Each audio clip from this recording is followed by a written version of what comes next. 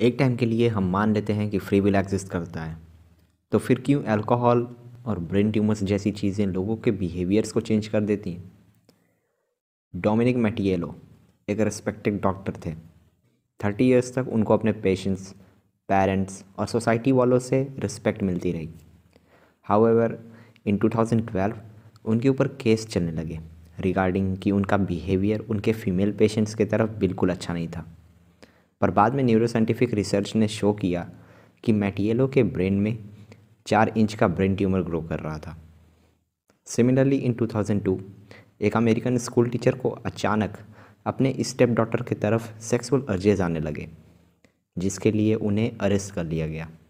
पर बाद में पता चला कि उनके ब्रेन में एक अंडे के साइज़ का ट्यूमर ग्रो कर रहा था, जिससे उनके डिसीज़न मेकिंग पर काफ़ी प्रभाव पड़ा और ट्यूमर के निकल जाने के बाद उनका बिहेवियर बिल्कुल ही नॉर्मल हो गया। अगर फ्री विल एग्जिस्ट करता तो एक ट्यूमर के ग्रो करने से लोगों के बिहेवियर में इतने चेंजेस कैसे आ जाते, और क्या हम किसी के भी ब्रेन केमिस्ट्री को ऑल्टर करके उनके बिलीव्स, आइडियोलॉजीज़ और चॉइसेस को चेंज कर सकते हैं।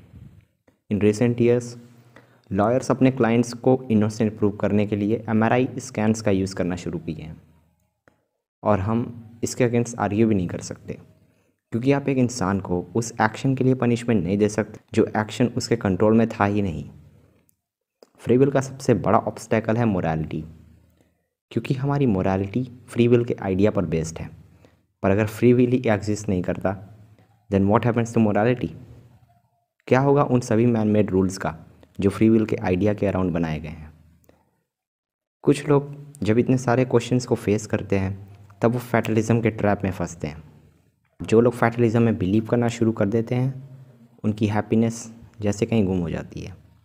वो अपने मोरल स्टैंडर्ड्स को गिरा देते हैं और वो अच्छा इंसान ही बनना बंद कर देते हैं। But we don't have to fall into that trap.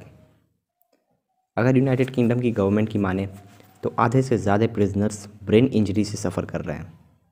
ये कितनी डरावनी बात है। वो प्रिजनर्स हमसे अलग नहीं हैं, बस कुछ ऐसे एक्शंस हैं जो पूरी तरह से उनके कंट्रोल के बाहर हैं। वो चाह कर भी उन एक्शंस पर कंट्रोल नहीं कर सकते। फ्री विल ना होने का कॉन्सेप्ट हमें क्रिमिनल्स के लिए एम्पैथी देता है। अगर आप अभी कंफ्यूज हो रहे हो, आई टोटली गेट इट। यहाँ तक कि वो साइंटिस्ट जो इस कॉन्सेप्ट को सालों से स्टडी कर रहे थे, उनको भी ये कॉन्सेप्ट, मतलब फ्री विल ना होने का कॉन्सेप्ट बहुत डिस्टर्बिंग लगा, क्योंकि ये सोसाइटी के हर रूल के खिलाफ जाता है। Free will is the base of our society. Free will determine करता है कि कौन सही है और कौन गलत है। फ्री विल डिटरमिन करता है कि किस इंसान की हमें तारीफ़ करनी चाहिए और किस इंसान को हमें पनिश करना चाहिए। साइंटिस्ट को पता है कि फ्री विल एग्जिस्ट नहीं करता, पर उनको ये भी पता है कि अगर मेजॉरिटी ऑफ द लोगों को ये पता चला कि फ्री विल एग्जिस्ट नहीं करता, तो वो हमारे सोसाइटी का एंड होगा, क्योंकि हम क्रिमिनल्स को गलत प्रूव ही नहीं कर पाएंगे। प्रेज और पनिशमेंट दो सबसे बड़े फैक्टर्स हैं जो हमारे डिसीजन मेकिंग को अफेक्ट करते हैं। अगर उन्हें ही सोसाइटी से हटा देंगे तो हम लिटरली सोसाइटी का एंड कर देंगे। भले ही फ्री विल एग्जिस्ट नहीं करता, पर सोसाइटी का फ्री विल पे बिलीव करना बहुत ज़रूरी है। लास्ट में अपने व्यूअर्स से हम ये कहना चाहेंगे कि फॉरगेट एवरीथिंग। फैटलिज्म पार्ट 1 और पार्ट 2 में हमने जो भी कहा उसे भूल जाओ, because some truths are better left untouched.